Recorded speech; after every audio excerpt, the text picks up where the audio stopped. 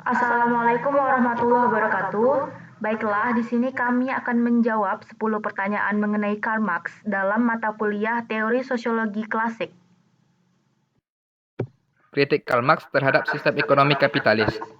Dalam Kapital, yang dipublikasikan pada tahun 1867, Karl Marx memperkenalkan model alternatif untuk ekonomi klasik Adam Smith. Sistem ini dimaksudkan untuk menunjukkan secara ilmiah bahwa sistem kapitalisme mengandung cacat fatal, yakni hanya menguntungkan pemilik modal kapitalis dan bisnis besar yang dengan mengeksploitasi buruh. Dan kapitalisme akan mengalami krisis yang pada akhirnya akan menghancurkan dirinya sendiri. Kritik Karl Marx dan pendapat lain Karl Marx terdapat dalam buku Karl Marx yaitu Manifesto Komunis.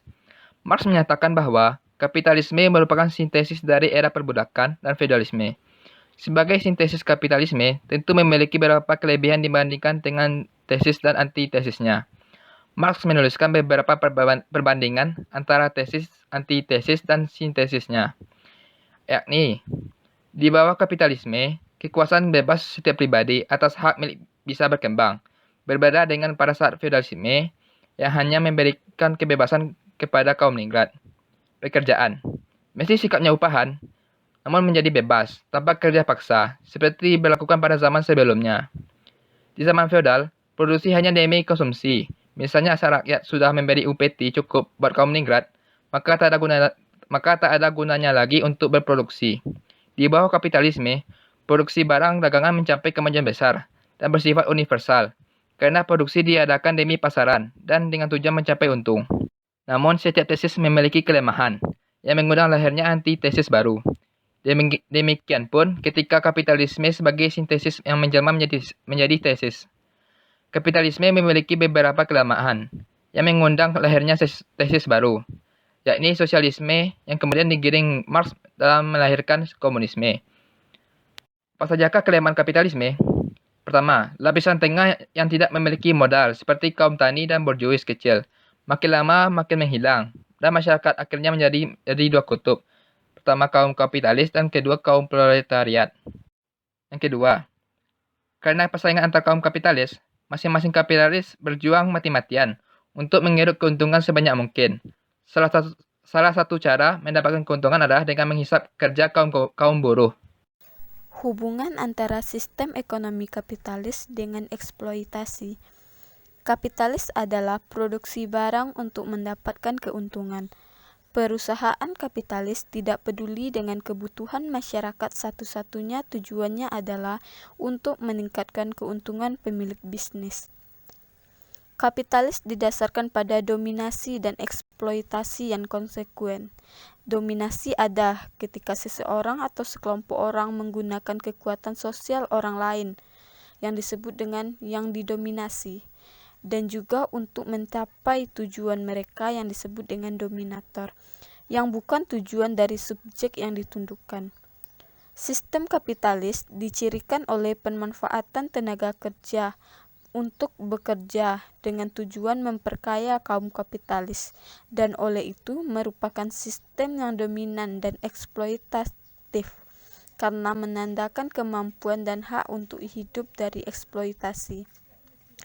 Tenaga kerja asing, hak untuk mengeksploitasi tenaga kerja dari mereka yang tidak memiliki properti atau modal, dan karena itu mereka terpaksa menjual tenaga produktif mereka kepada pemilik yang beruntung, dan keduanya akan saling menguntungkan antara yang memiliki properti ataupun modal.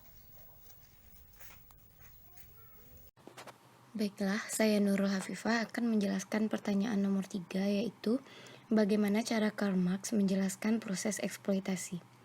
Marx menjelaskan masalah eksploitasi ini dengan beberapa pertanyaan-pertanyaan seperti, kalau produk buruh itu menjadi asing bagi saya dan mengkonfrontasikan saya sebagai suatu kekuatan asing, siapa yang memilikinya?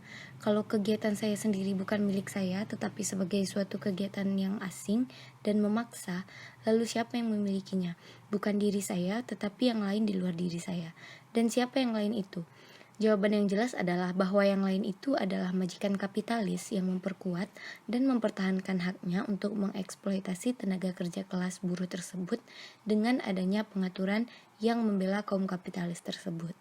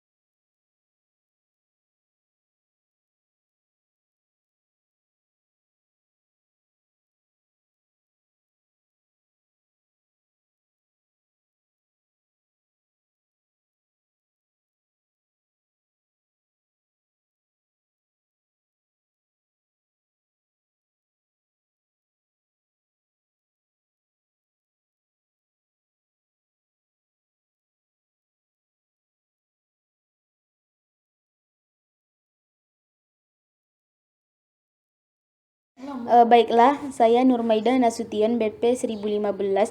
Baiklah, di sini saya akan menjelaskan sedikit tentang kesadaran kelas menurut Karl Marx. Menurut Karl Marx, kesadaran kelas adalah kesadaran penuh akan kepentingan kelas dalam masyarakat yang dimiliki bersama orang lain dalam posisi yang serupa dalam sistem produksi. Kesadaran kelas ini timbul karena harus adanya kepentingan yang harus dipenuhi. Kesadaran kelas ini timbul ataupun disebabkan karena terpusatnya kaum buruh proletar dalam daerah industri yang menyebabkan mereka harus bekerja sama-sama dengan kondisi yang kurang manusiawi dalam pabrik.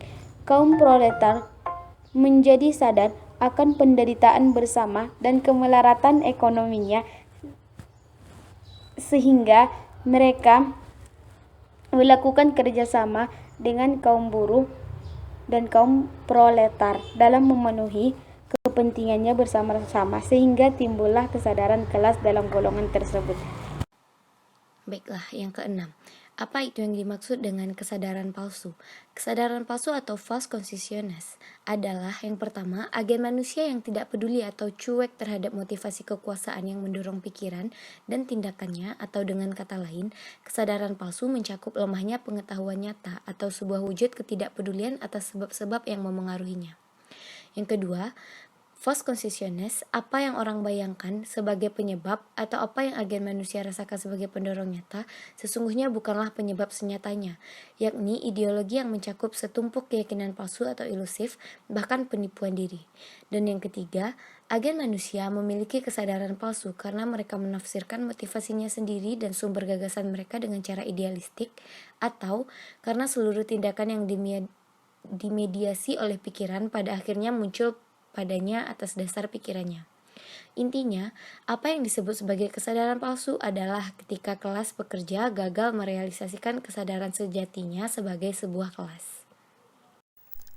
Faktor-faktor penyebab terjadinya perubahan sosial. Faktor ini terbagi menjadi dua. Yang pertama, perubahan yang berasal dari masyarakat itu sendiri. Yang pertama, bertambah atau berkurangnya penduduk. Yang kedua, penemuan-penemuan baru. Yang ketiga, pertentangan atau konflik yang terjadi dalam suatu masyarakat. Yang keempat, terjadinya pemberontakan atau revolusi.